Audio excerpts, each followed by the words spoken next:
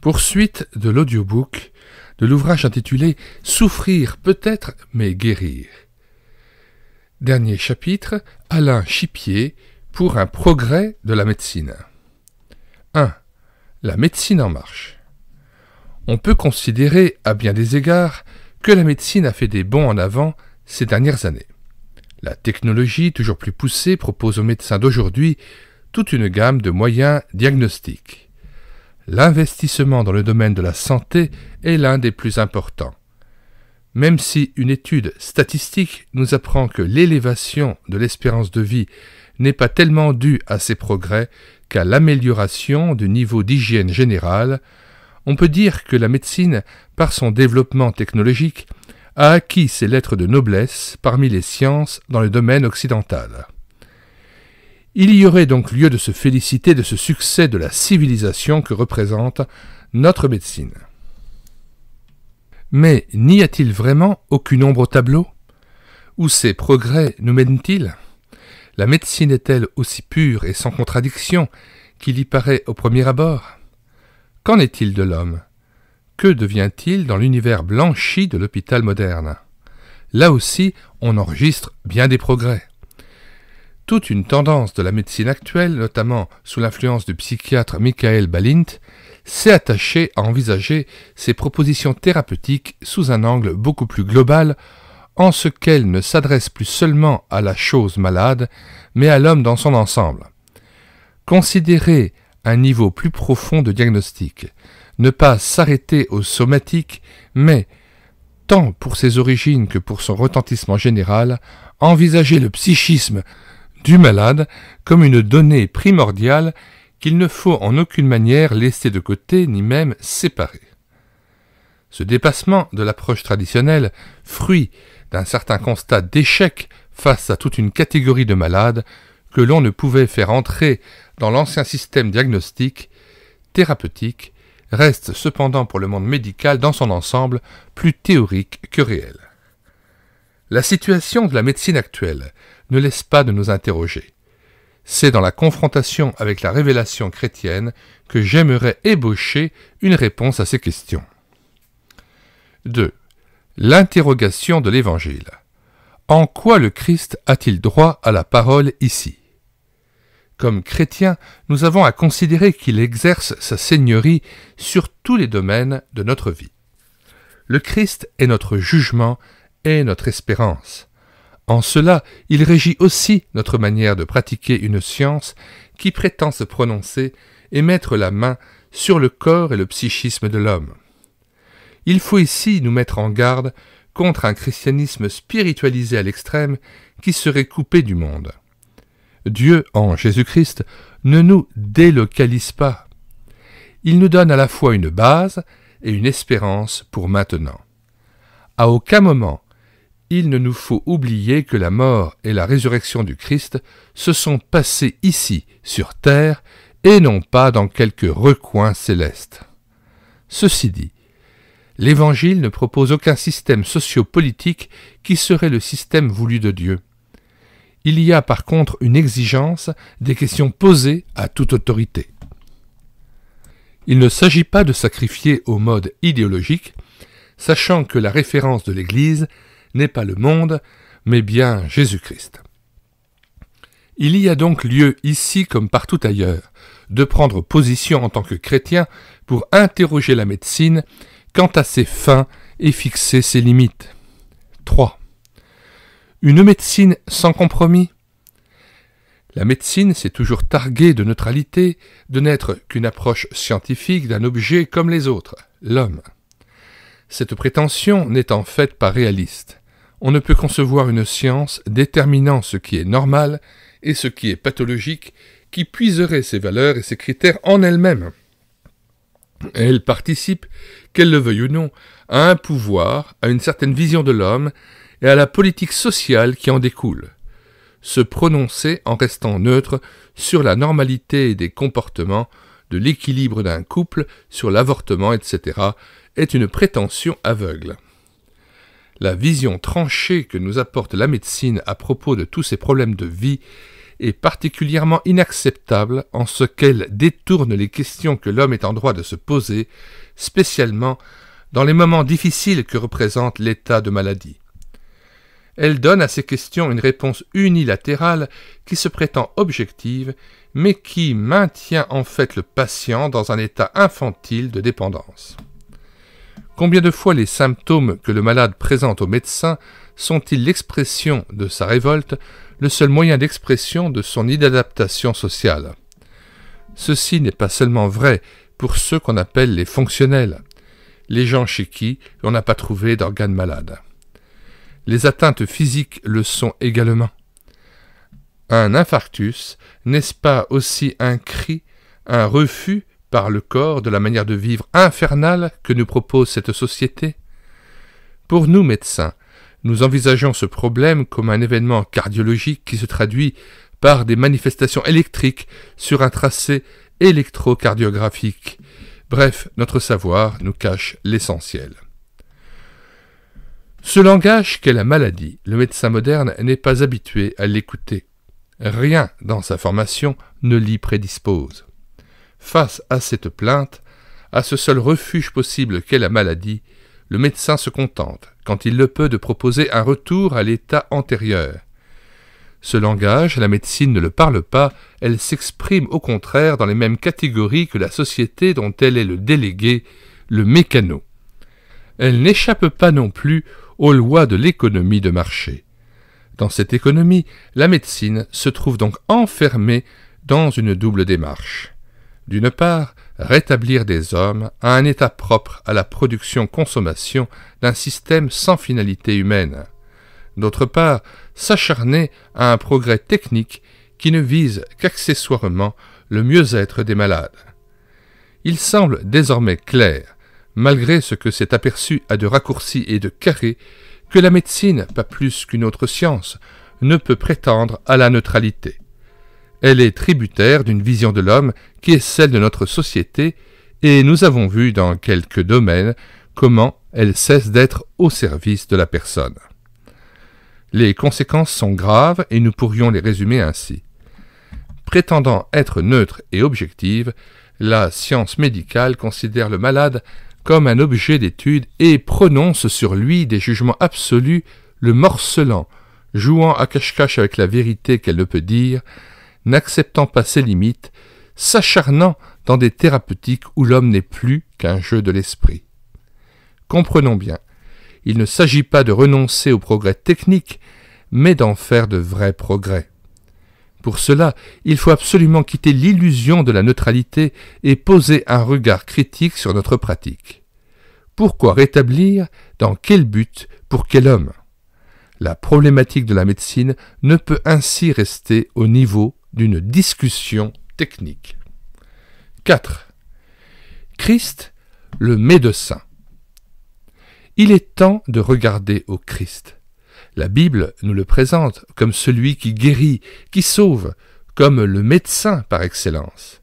Il rétablit la créature dans ses possibilités d'être homme, et il y a dans son intervention bien autre chose qu'un travail de mécano. Plus encore, Jésus-Christ s'inscrit réellement dans le plan du Dieu vivant, il accomplit sa volonté, il est l'homme nouveau. C'est avec cette vision qu'il nous faut étudier les rencontres de Jésus. La première chose qui ressort nettement, c'est que nous ne trouvons jamais en lui de dualisme. Il n'est pas un réparateur du corps, puis, en d'autres occasions, un exorciste. Il a bien au contraire toujours un souci profond de l'homme dans son unité, et il n'est point d'exemple particulier à citer ici. C'est tout l'Évangile qu'il faudrait mentionner. Ainsi, si nous pouvons distinguer les différentes composantes de l'homme, il ne faudrait jamais les séparer. Deuxième constante dans ces rencontres. Le Christ ne retire jamais l'homme de son contexte. Il le rencontre toujours là où il est, avec toutes ses déterminations psychologiques et sociales. S'il a affaire à un percepteur, avec tout l'isolement qui découlait de sa fonction, il s'adresse au péager et non pas à un homme abstrait, idéalisé. Il montre autre chose, il réoriente. Ce sont là des actes qui ne peuvent pas s'adresser à une idée de l'homme, mais à la personne telle qu'elle est véritablement. Enfin, si ces rencontres ont toujours le caractère du don gratuit, du service, Jésus ne s'approche pas des gens pour rien. Il ne les guérit pas pour rien, comme il n'est pas mort pour rien. Lorsque le Christ intervient, il y a toujours une mise en question qui pose le problème des fins, du sens de la vie. C'est toujours en vue de quelque chose de nouveau qu'il agit et non pas pour un simple rétablissement de la situation antérieure. 5. Privilège et dogmatique. Il ressort de ces quelques remarques qu'une autre vision de l'homme préside à ces rencontres du Christ. Il nous reste à chercher d'où elles procèdent, où elles mènent, et enfin comment elles renversent nos vieilles notions de la relation médecin-malade. Nous avons dit qu'en Christ, il n'y a plus d'homme divisé, abstrait et inerte, mais il y a plus. En lui, il n'y a plus ni juif ni grec. Il n'y a plus ni esclave ni homme libre. Il n'y a plus ni homme ni femme. Pas question de différence culturelle, sociale ou sexuelle dont on pourrait tirer quelque supériorité ou quelque autorité. L'autre, c'est désormais celui qui est aimé de Dieu et pour qui le Christ est mort. Nous répétons, l'autre, c'est désormais celui qui est aimé de Dieu et pour qui le Christ est mort. Là, plus qu'ailleurs, notre pratique médicale est battue en brèche, car si Balint a amené bien des progrès dans ce domaine de la relation médecin-malade, elle reste toujours teintée de condescendance, l'opposition malade-quémandeur, médecin bien portant qui a la connaissance demeure. Il existe un fossé entre les deux, creusé par les privilèges du savoir qui reste ancré dans notre mentalité et par la maladie elle-même, devant laquelle le bien portant et le bien portant médecin ne cessent de se boucher les yeux.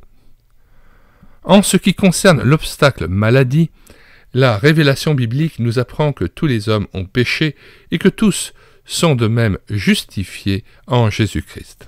Nous devons, comme chrétiens, accepter d'être tous à la même enseigne. Ainsi, ce jugement et cet appel nous atteignent tous et englobent la notion de maladie liée à notre condition commune. Dès lors, la médecine n'est plus la science suprême destinée à sauvegarder le bien suprême qu'est la santé, et ceci sans limite, jusque dans les attitudes les plus absurdes qui consistent à faire survivre des morts. Non, la maladie ne doit plus être l'échec, le mauvais moment à faire oublier. Autrement dit, elle ne doit pas être déshumanisée. Il est significatif de voir par exemple combien, sous prétexte technique, l'hôpital est déculturé, scandaleusement insipide.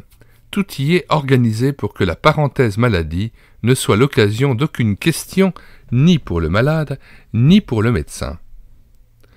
Quant à l'obstacle « privilège », entre guillemets, la seule forme de pouvoir et d'autorité qui est prise en considération dans l'Évangile est, curieusement pour nous, avouons-le, celle du serviteur.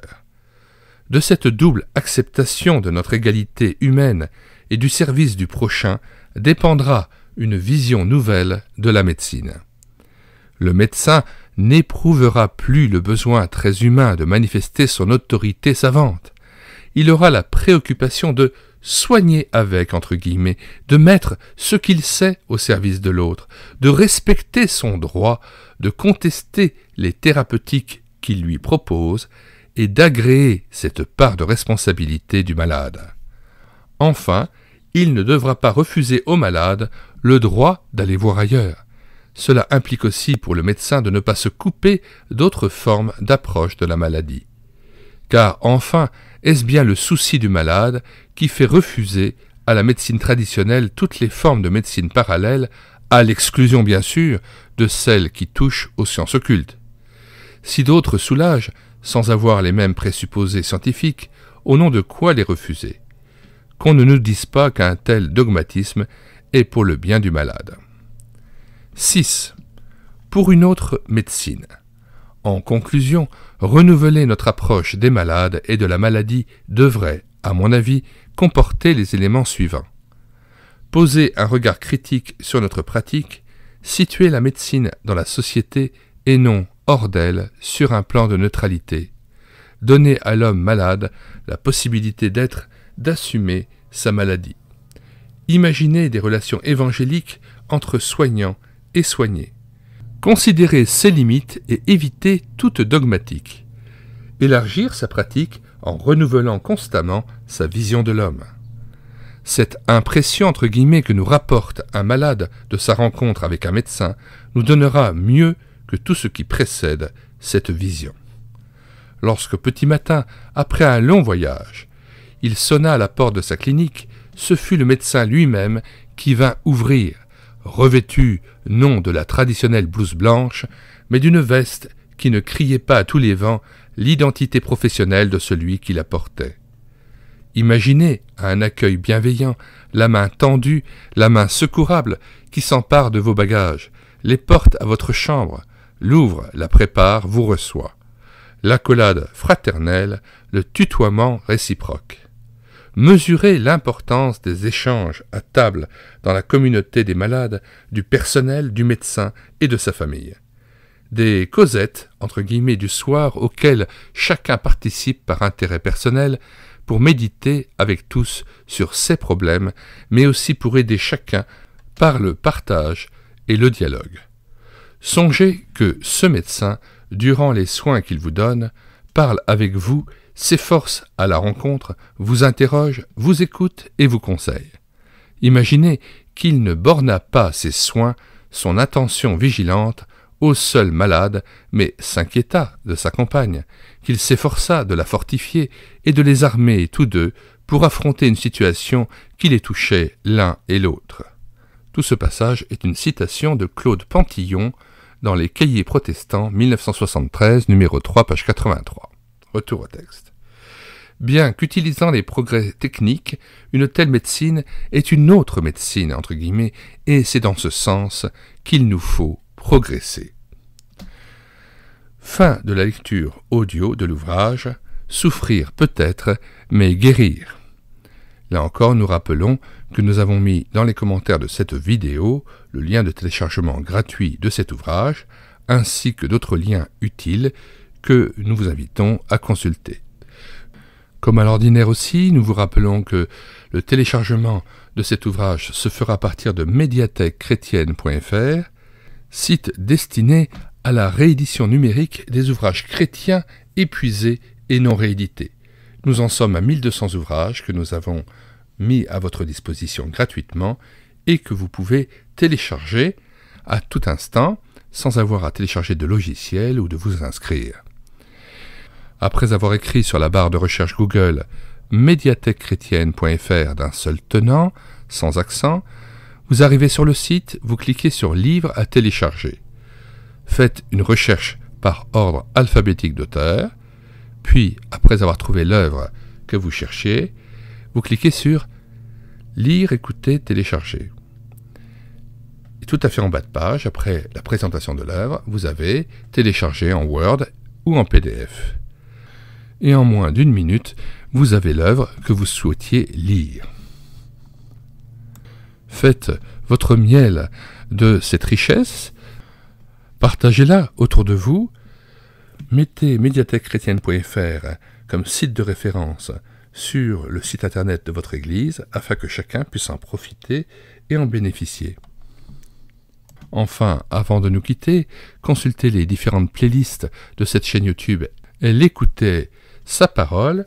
Nous en sommes à 230 playlists, playlists de cantiques mises en parole, playlists d'ouvrages numérisés que nous présentons afin de vous inviter à les télécharger, playlist de BD Tournesol que nous avons lu avec caméra de document ou playlist d'audiobooks que nous avons pris en charge.